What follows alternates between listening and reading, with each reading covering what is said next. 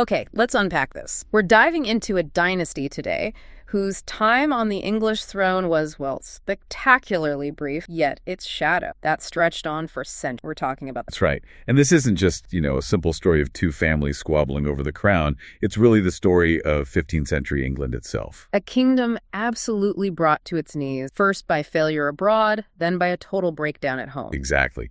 And the Yorkists, they emerged sort of as potential saviors crisis. But then, well, they got consumed by the very chaos and treachery they were part of. So our mission today is to trace that arc. It's incredibly dramatic, almost like something out of Shakespeare. It really is. We're looking at a period defined by the complete collapse of royal authority. And it all really kicks off with this incredibly humiliating event overseas. You're talking about the end of the 100 Years' War. Precise. That event, that catalyst, we can really pin it down to the year 1453. That's when the 100 Years' War finally devastated. And it's crucial to remember, this wasn't some minor skirmish. This war had dragged on for over a century, kicked off way back in 1337. Right, when King Edward III didn't just claim English lands in France, he claimed the French throne itself, a huge ambition. And for a long time, the English genuinely thought they'd won it. They had these massive, iconic victories. Crecy, Poitiers. Yeah, and Azincourt, more recently, in 1415, that was huge. Henry V was actually recognized as the heir to the French throne after that. But by the 1440s, it had all just fallen apart. The whole English war machine in France ran out of steam, ran out of money, leadership, competence, really. And the losses started piling up fast and brutally. Rouen, the capital of their Norman territory, fell in 1449. Bordeaux, too, wasn't it? That had been English century. 200 years. Lost in 1451. And then the final nail in the coffin, the absolute end of the English military effort, came on July 17th, 1453, the Battle of Castilian. So after all that time, all that effort, England lost basically everything they held. Almost everything. They clung on to Calais, the port city, for another century or so, but effectively, yes, everything else was gone. It was a national disaster, humiliating, incredibly costly, and the shockwaves hit England immediately. And the timing was just catastrophic for the ruling dynasty, the House of Lancaster. The king, Henry VI, he wasn't exactly a strong leader to begin with, was he? No, not at all. Pious, gentle, yes. Effective ruler, definitely. And when the news of this final defeat arrived, well, psychological blow was just too much. He suffered a complete break. A catastrophic psychological collapse. Yeah. That's really the only way to describe it. He ended up in a state that historians now often call catatonic, virtually comatose. Comatose, so he couldn't function at all. Couldn't recognize his wife, Queen Margaret of Anjou, couldn't recognize his advisors, couldn't engage with the government in any way. For a year and a half, the entire central government of England was just paralyzed.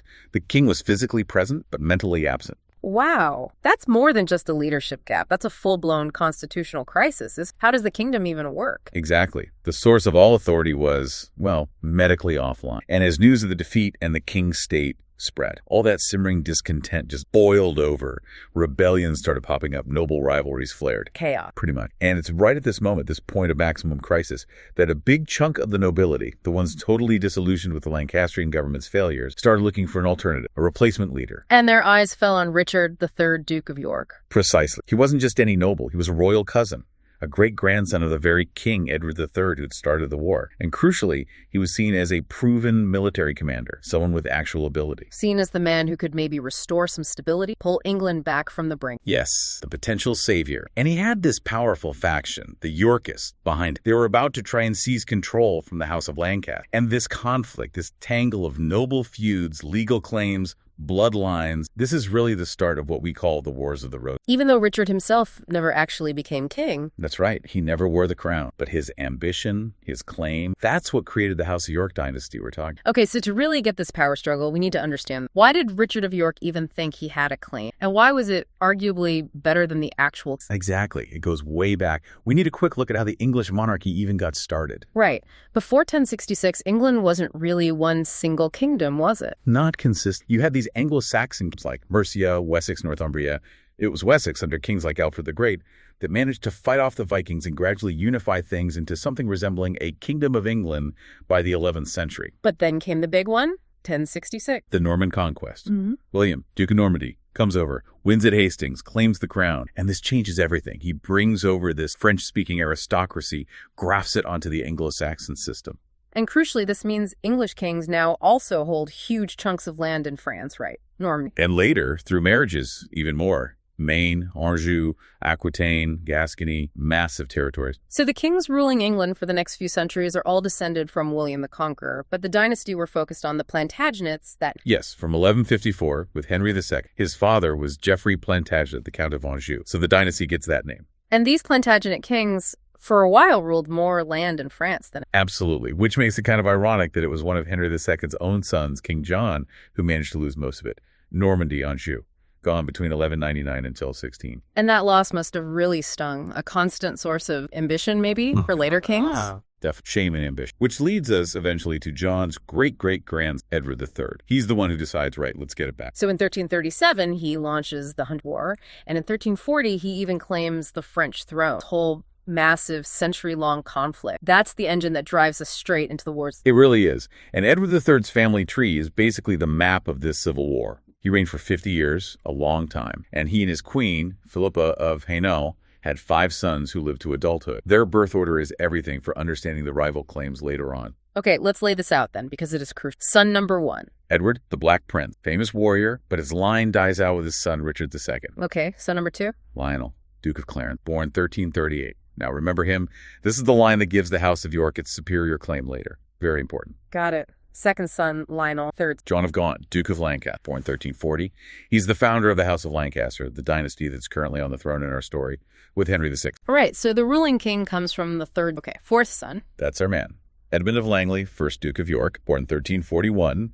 He's the founder of the House of York. And the fifth? Thomas, Duke of Gloucester. He plays a role in politics later, but his line isn't central to the main succession dispute. So Edmund of Langley, the fourth, born at King's Langley, hence the name. As a younger son, his future wasn't guaranteed. Not at all. He benefited from other noble lines dying out, actually. When his godfather died, young Edmund got a lot of his land, and significantly, many of those happened to be up in Yorkshire. Ah, so that's the connection. That's why he becomes Duke of York. It establishes that link to the north, yes. And while his older brothers, the Black Prince and John of Gaunt, were the big military heroes leading huge campaigns in France. Edmund was more low-key. Less visible, perhaps, but dependable. He served in France during the really intense phase of the war, the 1350s, 60s, 70s. Loyal servant of the crown, but not the same level of fame. But then he gets this huge title in 1385, Duke of York. And we need to understand this wasn't just some fancy title, was it? York was a big deal back then. A very big deal. Forget the lovely medium-sized city it is today. Think Roman Iberacum, the capital of the north. Think one of only 2 archbishoprics in England, constantly jostling with Canterbury. And in 1385, it was basically the second city of the kingdom, only London was bigger. Arguably, yes. So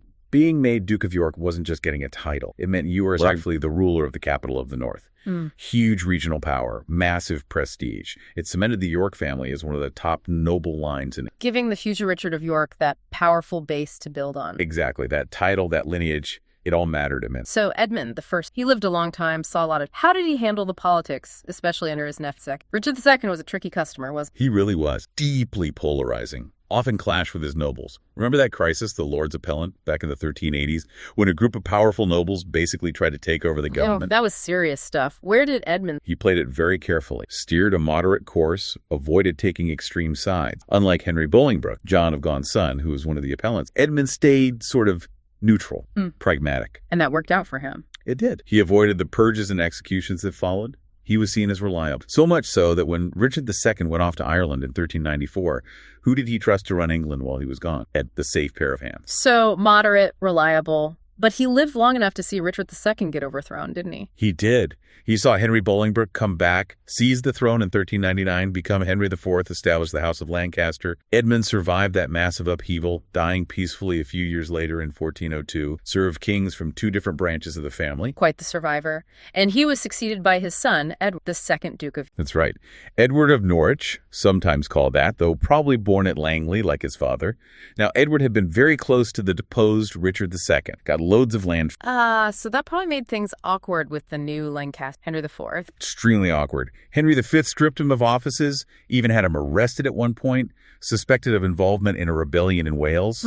It took Edward years to kind of claw his way back into favor. How did she manage that?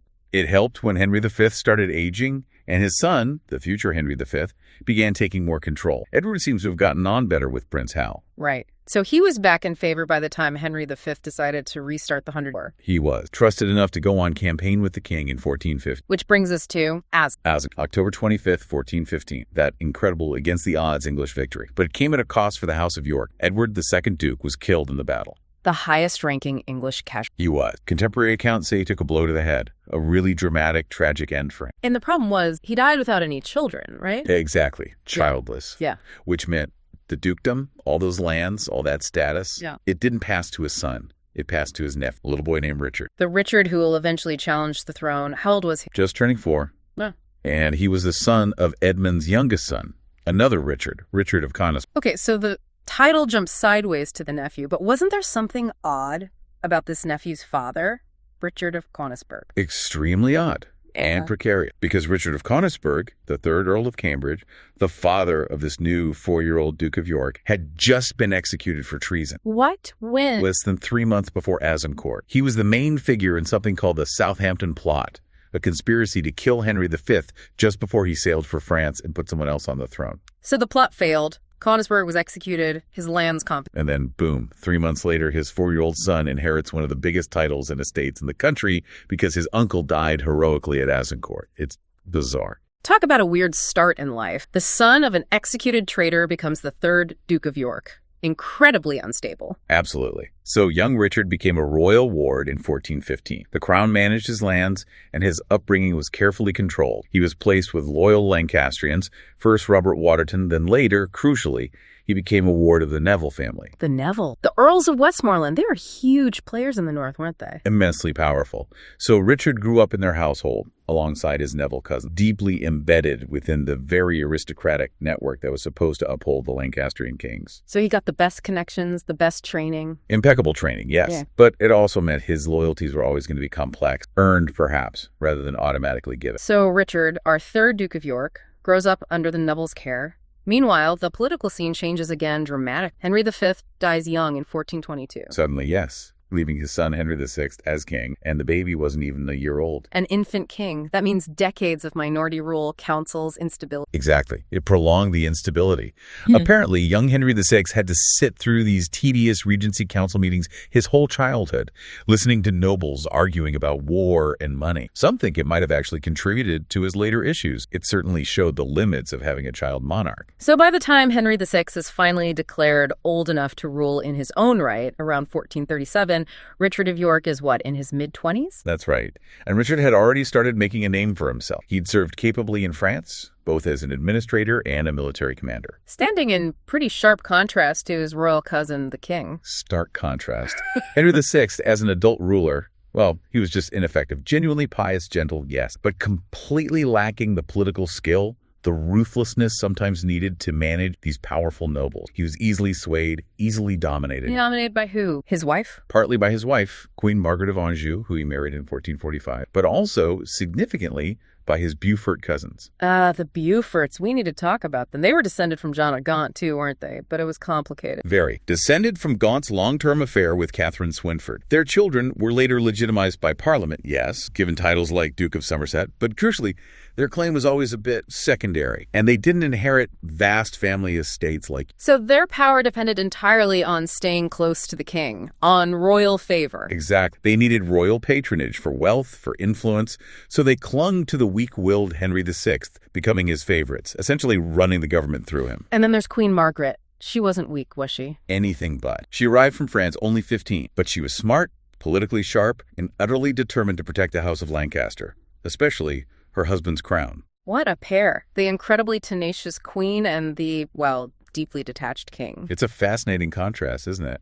And as things kept going wrong, especially the war in France collapsing, the pressure just built and built. And Richard of York, this capable, wealthy royal cousin with military experience, he becomes the the focus for everyone unhappy with the government. Precisely. He's the rallying point for the opposition, which of course made him public enemy number 1 for the Beaufort. They saw him as a massive threat to their position. A direct threat, especially Edmund Beaufort, the second Duke of Somerset. There was real personal animosity there. Somerset actively worked to get York pushed out, marginalized, sent away from court. And they succeeded, didn't they? York got sent to Ireland. Appointed Lord Lieutenant of Ireland in 1447. Technically a big job, but it got him out of the way across the Irish Sea. He didn't actually get there until 1449, but he did a good job apparently. Put down some rebellions, made connections. Connections that would be useful later, I bet. Ireland became quite Yorkist, didn't it? It did. It remained a loyal base for them. But York didn't stay there long. He came back to England in 1450. Why? Because things had gotten so bad at home. Henry VI's government was incredibly unpopular. You had Jack Cade's rebellion that year, commoners marching on London, furious about the loss of France, demanding reforms. York saw the scale of the crisis. The tension between him and the Lancastrian regime just became unbearable after that. And then came 1453, the final defeat at Castilian, and Henry VI's complete mental collapse. The whole system just broke. England was rudderless. Anarchy loomed. But there was another twist, wasn't there, while the king was incapacitated? A huge twist. In October 1453, Queen Margaret gave birth to a son, an heir, Edward of Westminster, Prince of Wales. That changed everything for her, surely. Completely. Before that, York was arguably the heir presumptive if Henry died childless. Yeah. Now, Margaret had her own son to protect. She became absolutely determined to preserve the Lancastrian line for him, no matter what state her husband was in, no matter how bad things got in the country. So you've got the incapable king, the fiercely protective queen with her new baby, and the powerful, popular rival, Richard of York, waiting in the wings. It's an explosive mix. The constitutional crisis couldn't be ignored any longer. Parliament and the Privy Council had to act. And despite Margaret and the Beauforts fighting tooth and nail.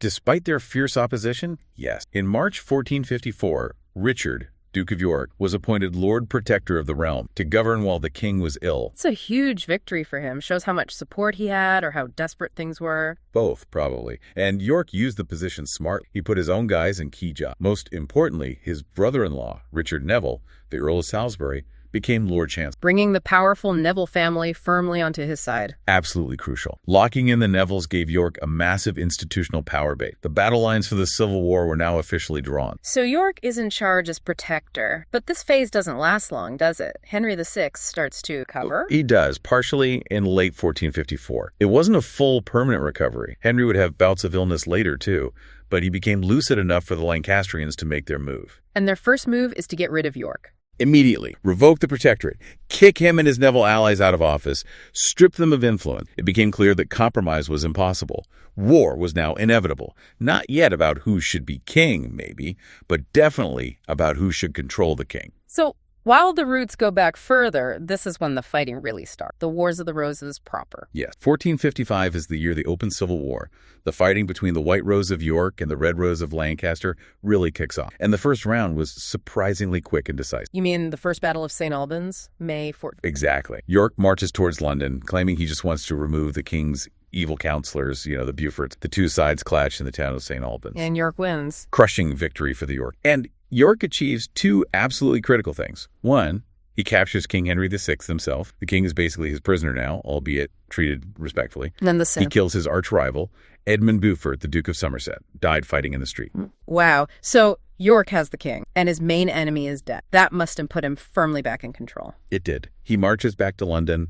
Parliament has little choice but to reappoint him as Lord Protector later that year. But, killing your main rival, that doesn't exactly end the feud, does it? Doesn't Somerset have heirs and allies? Precisely. It didn't solve the underlying problems. You still had these massive noble feuds like the Nevilles versus the Percys in the north simmering away. And yes, Edmund Beaufort's son, Henry Beaufort, immediately took up his father's cause as the new Duke of Somerset, thirsting for revenge. So the peace or truce doesn't last? Not at all. The conflict escalates again over the next few years. And by 1459, Richard of York and his Neville allies reach a critical conclusion. Which is? That just running the government for the incapable Henry VI isn't enough. It's too unstable. Queen Margaret will always be plotting to get power back. They decide Henry VI has to go. He needs to be deposed. Richard needs to claim the throne for himself. Right. And here's where it gets really interesting, as you said earlier, because Richard's claim wasn't just naked ambition, was it? He had a serious genealogical. He absolutely did. And understanding this claim is central to the whole conflict. It's not just fighting. It's about legitimacy, about who should rule according to the laws of inheritance. So let's go back to Edward III and his sons again. Henry VI, the current king, is descended from John of Gaunt, who was Edward III's third surviving son. And remember, the Lancastrians only got the throne in 1399 by force by deposing Richard II. So their claim is based more on might than clear hereditary right. Okay. And Richard of York, his father was Edmund of Langley. Edward III's fourth surviving son. So if you only look at the male line, the Lancastrian line, third son, still comes before the Yorkist line, fourth son. But that's not the whole story. York had another claim, didn't he? Through his mother. Exactly. This is the killer argument. Richard's mother was Anne Mortimer, and she was descended from Lionel, Duke of Clarence. Lionel. Wait, he was Edward III's second son? Precisely. Edward III's second son. Now, the line from the eldest son, the Black Prince, had died out with Richard II. So according to the principles of primogeniture, the strongest legitimate claim should then pass through the second son's line, the Clarence. And since Richard of York inherited that claim through his mother, Anne Mortimer, he could argue very powerfully that his right to the throne was genealogically superior to Henry VI, whose claim only came from the third son.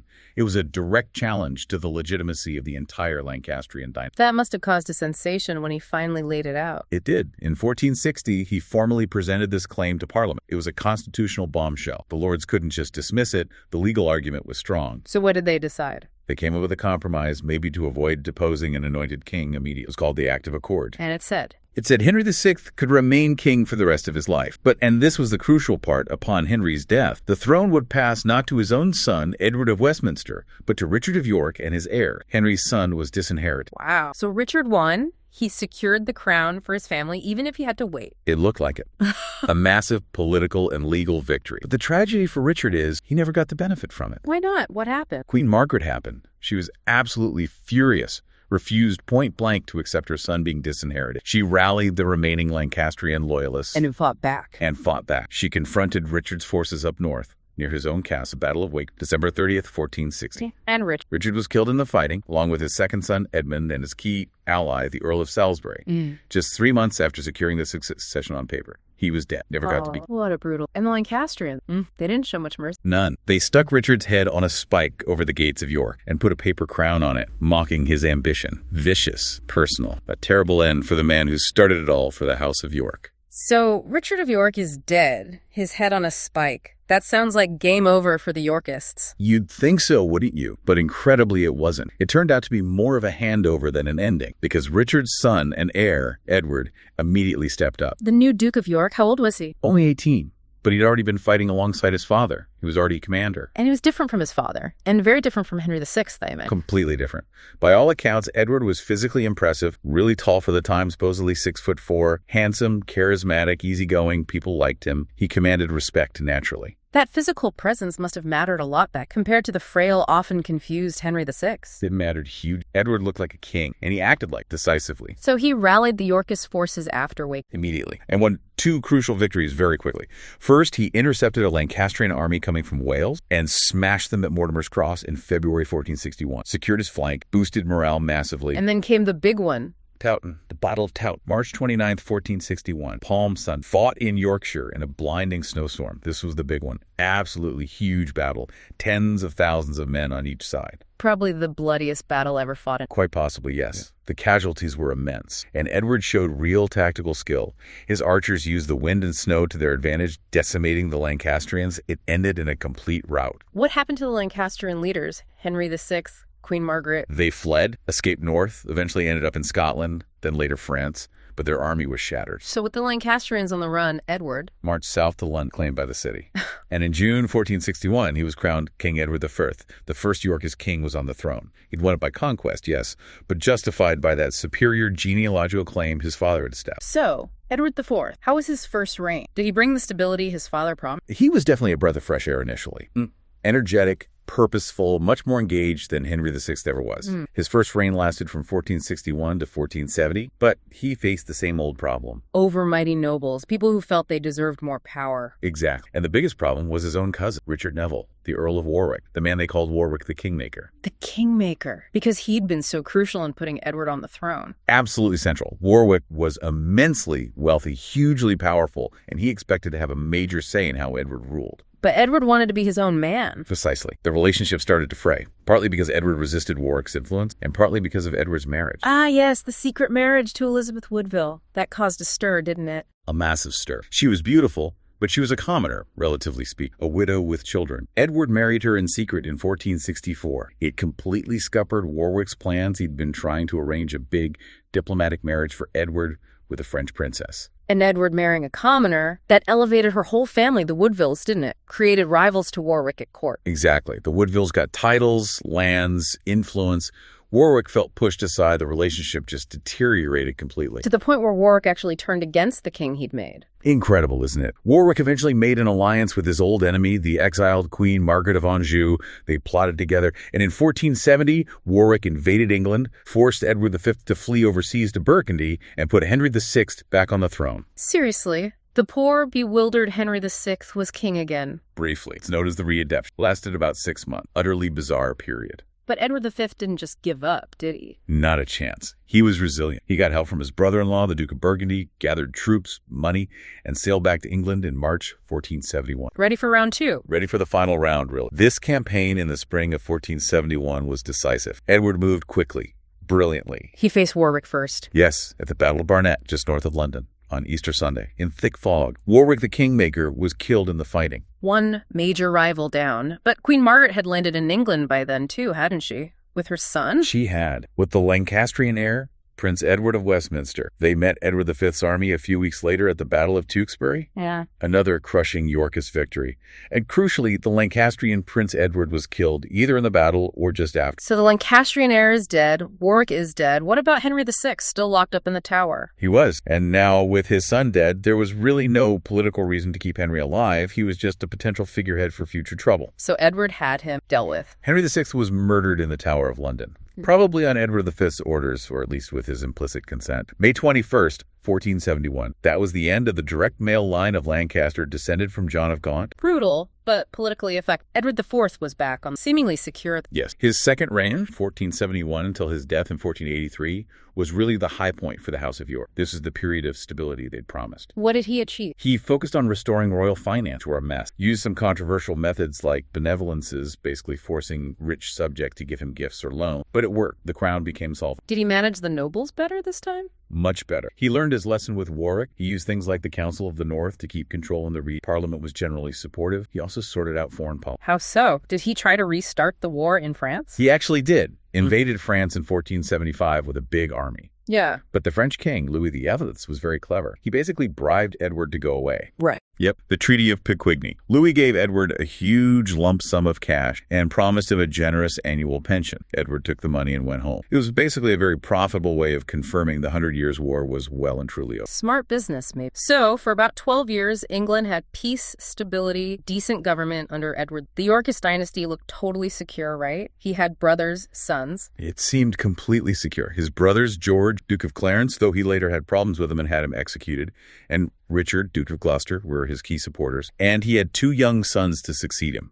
Everything looked set. But that stability was all down to Edward himself, wasn't it? His personal strength. Entirely. And that proved tragically fragile. So the Yorkist golden age comes crashing down. Edward I lies suddenly in April 1483. How old was he? Just short of his 41st birthday, really quite young. And while his death was unexpected, it shouldn't have automatically triggered a crisis. Because he had heirs? 2 sons. Exactly. Edward V, the new king, was 12 and a half. His younger brother, Richard, Duke of York, was about 9 or 10. The succession seemed clear. There should have been a regency council to rule until Edward V came of age. Standard procedure. But things didn't go smoothly. There's tension, wasn't there? Between the Queen's family, the Woodvilles, and the older... Huge tension. The Woodvilles were seen as upstarts by many, and into this tense situation steps Edward V's younger brother, Richard, Duke of Gloucester. The late king's brother. Edward had trusted him, hadn't he? Made him Lord Protector in his will to manage things for young Edward V. He had. Richard was supposed to guide his nephew. Instead. Well, he moved with astonishing speed and utter ruthlessness in the months after Edward V's death. What did he do? First, he intercepted the young King Edward V, who was traveling to London for his coronation, took control of him. Then he arrested key members of the Woodville family, the Queen's brother, her son from her first marriage. Had them executed without trial. Just executed them. Pretty much. He systematically dismantled any opposition. And then he went after the legitimacy of his own nephew. How could he do that? They were the king's sons. He found a pretext, or manufactured one. He had a clergyman preach sermons claiming Edward V's marriage to Elizabeth Woodville had been invalid all along. On what ground? The claim was that Edward V had already been legally contracted to marry someone else, a Lady Eleanor Butler, before he secretly married Elizabeth Woodville. Under church law back then, a pre-contract could invalidate a later marriage. So if the marriage was invalid? Then their children, including King Edward V and his brother Richard, were illegitimate and therefore couldn't inherit the throne. And if they were illegitimate, who was next in line? Richard, Duke of Gloucester himself, as Edward V's surviving legitimate brother. This is incredible. He basically declared his own nephews bastards to steal their crown. That's exactly what happened. Parliament was pressured into accepting this version of events in a document called Titulus Regis, the title of the king. It formally declared the boys illegitimate and offered the crown to Richard. And he accepted. He accepted. On June 26, 1483, he was proclaimed King Richard III, crowned shortly after. The Yorkist king was overthrown by his own Yorkist uncle. And the boys. The young deposed King Edward V and his brother Richard. What happened to them? This is the Princes in the Tower story, isn't it? It is. Richard III had them lodged in the Tower of London, supposedly for their safety, before his coronation. They were seen playing in the grounds for a bit in the summer of 1383, and then they just disappeared. Never seen alive again. What do historians think happened? Did Richard III have them killed? The overwhelming consensus then and now is yes. He must have ordered their murder probably quite soon after he took the throne. As long as they lived, even locked away, they were a massive threat, a focus for rebellion, the legitimate heirs. Richard couldn't risk it. But there's no smoking gun, no written order. No definitive proof has ever been found, just silence. The strongest physical clue, if you can call it that, came much later. In 1674, workmen digging in the tower found a wooden chest containing the skeletons of two young children. Prince Charles II believed so. He had the remains buried in Westminster Abbey, where they still rest, as Edward V and his brother. But scientifically, it's never been absolutely proven they are the prince. It remains circumstantial. But Richard III's actions, usurping the throne, probably murdering his nephews, this must have been a political disaster for him. It's monstrous. A complete disaster. It destroyed any legitimacy he might have claimed. It shattered the stability Edward V had built. People were horrified, and it gave the perfect moral justification for someone else to challenge his rule. Even someone with a really weak claim of their own. Exactly. It opened the door for Henry Tudor. Who is Henry Tudor again? His connection to the throne was pretty flimsy, wasn't it? Extremely flimsy. He was living in exile in France. His claim came through his mother, Margaret Beaufort. And the Beauforts were descended from John of Gaunt? Yes, great-great-grandson of Gaunt. But through that legitimized, formerly illegitimate line. And crucially, when they were legitimized, Parliament had specifically added a clause saying they were barred from ever inheriting the throne. So Henry's claim was based on a line that was legally excluded from the succession. How could he even try? Because Richard III's actions had made the impossible possible. Henry had two things going for him. One, pretty much all the other plausible Lancastrian claimants were dead, many killed by the Yorkists themselves. He was the last man standing, however tenuous his length. And the second thing, more important, morality. He could position himself as the righteous avenger, the one coming to punish the tyrant Richard III for the monstrous crime against the innocent princes. He wasn't just claiming the throne, he was liberating England. That's a powerful narrative, so Henry gathered support. With French help, yes. He sailed from France in August 1485, landed in Wales. His family had Welsh roots, which helped. And Richard III came out to meet him? He did. They met at Bosworth Field in Leicestershire, August 22nd, 1485, the final act. Was it a close battle? The outcome was decided less by numbers and more by betrayal, really. Richard couldn't trust some of his key nobles. The Stanley family in particular stood on the sidelines with their army, waiting to see which way the wind blew. And when the battle started, they eventually committed their forces to Henry Tudor. Richard saw this, saw Henry's banner across the field, and in a moment of sheer desperation, or maybe courage, he launched a direct cavalry charge straight at Henry himself. Trying to win the battle by killing his rival personally. Exactly. A classic medieval tact, cut off the head of the snake. Did it work? No. The charge failed. Richard was surrounded, pulled from his horse, and killed, fighting fiercely, famously shouting, "Treason!" according to Shakespeare, though we don't know if he really did. The king died on the battlefield, the last English king to do so. Yes, and legend says his crown was found in a hawthorn bush and placed on Henry Tudor's head, right there on the field. So just like that, it was over. The Yorkist army melted away. Henry Tudor was hailed as King Henry VII. The House of York, which had ruled for only, 23 or 24 years since 1461, was finished. The Tudor dynasty had begun. So Henry VII wins at Bosworth, becomes king, but he knows his own claim is shaky, right? What's his first move to shore things up? Smartest move, political. In January 1486, he marries Elizabeth of York. Edward I's eldest daughter, the sister of the murdered prince. Exactly, the senior surviving Yorkist heir. The marriage was brilliant symbolism, uniting the red rose of Lancaster, or Henry's version of it, with the white rose of York. So their children would have blood from both houses, combining the claims. Precisely. Their son, the future Henry VIII, could claim descent from both sides. It was meant to end the conflict, heal the division, and it meant that every English and later British monarch since then has Yorkist blood in their veins. But did it end the trouble immediately? That whole mystery about the princes in the tower, surely that didn't just go away. Not at all. That uncertainty was a running sore for Henry VIII's entire reign. And even beyond. It fueled conspiracies and pretenders, because if one of the princes had somehow survived, they'd have a better claim than Henry. So you get people popping up claiming to be them? Almost straight away. In 1487, Just 2 years after Bosworth, this boy appears, Lambert Simnel. He's put forward claiming to be Edward,